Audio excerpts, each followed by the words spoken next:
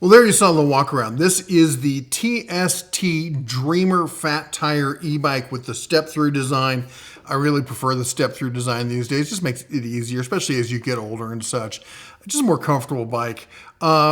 This is a big bike. All right, we're gonna tell you all the specs in here later in the video. I'm gonna let you see this is my daughter riding through town. This is Livingston, Montana, small town, historic town here in Montana. And let's do a quick ride around town, let you see what it looks like when you're riding the bike. Then we're going to come back here and we're going to talk some of the details because there's some good, there's some bad, and there's some kind of head-scratching, interesting things about this bike that we need to discuss first. So let's jump into it.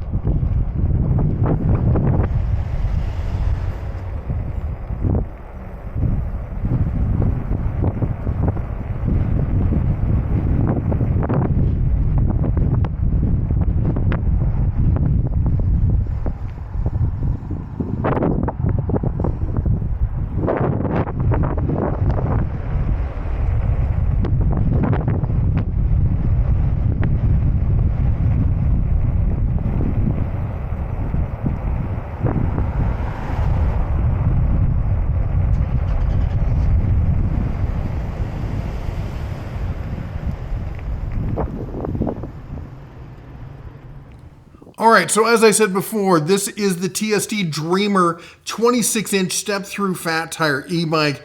You got two color choices, light and gray. There's with the gray, it's almost a black. It's kind of a metallic-ish kind of color. I guess technically it's gray. And then you can get it regular style, or you can get it with the front fender. I think they both come with the fender. Anyway, you get with the front rack there and whatnot. It does come with the back rack normally, so that's standard. Now, as far as some of the specs on this, I wanted to talk about 1 to 5 gear levels. Now, remember, because it is a level 2 or level 3, it's switchable. You can go back and forth. Now, for those of you who don't know what that means, on e-bikes, there's some federal regulations, and 33 of the 50 states have picked that up. The rest kind of do their own thing. But basically, a level 2 lets you go up to 20 miles an hour with throttle only, and then a level 3 lets you go up to 28 miles an hour if you're pedaling. Now, most of these e-bikes, they're kind of hybrid. They're kind of like they'll go up to 20 with the throttle, and they'll go up to 28 with pedal and assist. They're really not supposed to do both, but everyone kind of understands that that's what goes on. So I'm not too worried about that, but let's talk more about the specs here. So the motor, we're going to come back to the motor. We'll talk about that. Max 500 pounds. That's a big e-bike. And I said before, this thing is big. It is robust. Now, my 14-year-old daughter, who's 5'6", she can ride it just fine. I can sit on this thing. I can ride it just fine, and I'm a large-sized guy. And I'm 6'2", big, and it's like it's built for me. Other than one thing, and we're going to talk about that here in a minute, because I want to save the negative stuff towards the end. But there's a few things here. Fully charged in 4 to 5 hours, 48 volt, 15 amp hour battery capacity. I consider that standard for an e-bike these days. And we'll talk about the negative side of that, though, in just a second. Range 65 miles. I don't know about that. Anyway, so let's talk then about these negatives, okay? Because I think that they need to be addressed. And one of them is they come down here and they really tout the whole motor on this thing being, there it is, 1,300 watt output. Now, if that was truly a 1,300 watt output, this would technically be a motorcycle. All right, and you'd have to get it registered and everything else. They, like power tools, a lot of these companies have now started talking about max output. So if power tools, a lot of them, they're 18 volt, but then suddenly they sort of call them 20 volt max or 20 volt with an asterisk or 20. It's because the max output at peak power, when it's fully charged, when you pull the trigger, it will spike up to that, but then it'll settle down and run at the normal kind of level. E-bikes have started doing this as well. So 1,300 watts is, I believe, truly a peak output on what is actually and let me pull this up so you can still see it here, what is actually a 1,000 watt motor. But that's still excessive. Most states will only allow up to 750. The good news is most cops on a bike like this aren't going to pull you over, because this looks like every other e-bike on the road. Okay, and it's got electronic controls that are going to stop you from going too fast. So they're not going to look at it and be like, oh, he's doing 40 miles an hour down the road. Not saying it'll do 40. It's locked. Let's just say that it's locked, okay? So, but it will get there quicker and with more weight than most. Like, you could ride two people on this and probably not have a problem. And it's really interesting to see that on a standard style bike. We just did a review of one of the moped style, or actually it's more like a cafe racer kind of style. And to see it on that's not surprising at all. But on something like this, it is. But the thing is, it's not a top of the line name brand motor. It's a subsidiary of Bafang, however they pronounce it. Anyway, Bafang's a well-known motor company. This is one of their lower tier ones. And that's kind of the same. Like, they don't really talk about the batteries. And if you're not talking about the batteries, it means because they're not Samsung, they're not even LGs. They're probably, I don't know, I wouldn't say that they're trash, but they're lower level. But let's remember this, all right? One of the key things about this is this is a $1,270 e-bike. And when they say it's down from $2,166, every bit of that, if it had all the top end parts, if it had like the high, if it had, name brand cells, if it had top of the line brakes and gears and the whole 9 yards, it would be every bit a $2,200 bike. This is a lot of bike for $1,200, a little under $1,300. It really is. And I don't want to come out and say, well, let's talk about some of the negative things, okay? So we talked about the motor is kind of it's overpowered for legal specs in some states.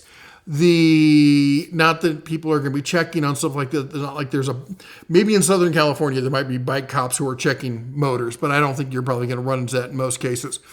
The other issue is the basket on the front. Now, two issues with this. Now, a lot of bikes have this, where they have the basket on the front, and it's not attached to the wheel, it's attached, or the forks, it's attached to the frame. So when you turn the handlebars, it doesn't turn.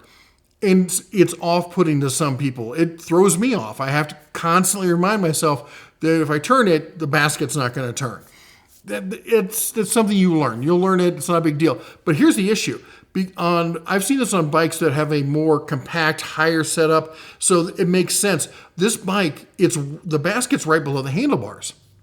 So you turn the handlebars because it doesn't turn with the handlebars. The handlebar will sweep across the basket. So you can't put anything large in that basket. You're not putting a full bag, grocery bag or something up front, or Toto or whatever. You're not putting that up front because you would punch it right out the first big turn you took. That's going to have to go on the back. You have to find out a way to strap that down. Honestly, I don't know if it's worth stepping up to the basket. The second thing is the seat. I don't know if you saw the seat in this. I'll try and put a close-up here on the screen.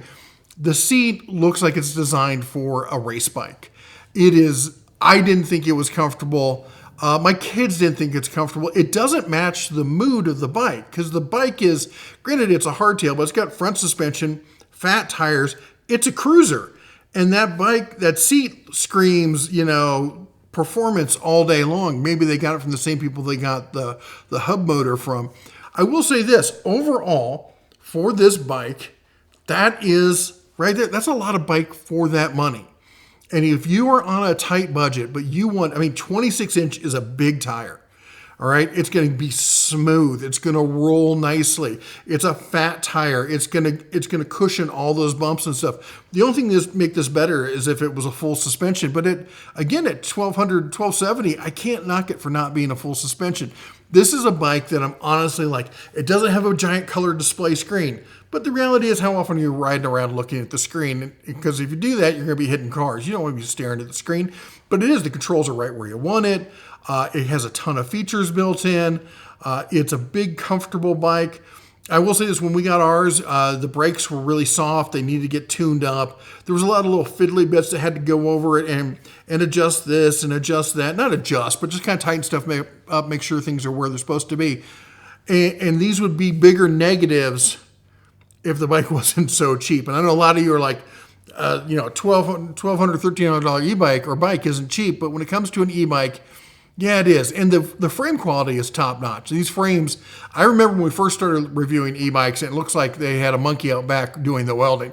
All of these bikes today, I'm looking over at it. That's what I'm looking over. They look like they're factory, like they're robotic welded. All right, because the welds are, they don't look like, they're not like a pro TIG welding dropping dimes on it. Okay, it's not that, but it looks like that clean, repetitive, like they're all the same to the point where that level of consistency is somebody either who's really good at this, especially because they're wrapping around 360 degrees around this pipe, or they got a robot in there doing it, which is what I have to suspect is going on. Because you see these frames get reused on a lot of different bikes. Anyway, I realize I'm rambling on here because I'm trying to get all my thoughts out on this, because there were some things that I'm like, the basket isn't great, isn't really worth it as far as I'm concerned. Maybe for you it is. The seat is not the most comfortable. I don't like the seat. Not name brand components, or they're sub brand. I should say they're not. It's not that they're not name brand. They're sub brand components. But again, when I look at the money, I'm like, man, that checks out. That's okay at that price. I kind of like it. Anyway, I want to thank TST for sending this over. It's not a sponsored video. They did send us the bike for free. We get a ton of e-bikes, all right? We get, people are always sending them. We try them out, we test them and stuff like that. So it's not like we're biased towards one company or another. And there's always another e-bike company looking to send us stuff. So we don't really, buy into like, hey, we're going to be biased just because they send us something. It's just a thing. Anyway, if you got any questions, put it down in the comments. I try to look at them and answer the ones that I can. While you're down there, don't forget to chomp the old like button, smash the subscribe, ring the bell on the way out. You all take care, God bless, and as always, shine on.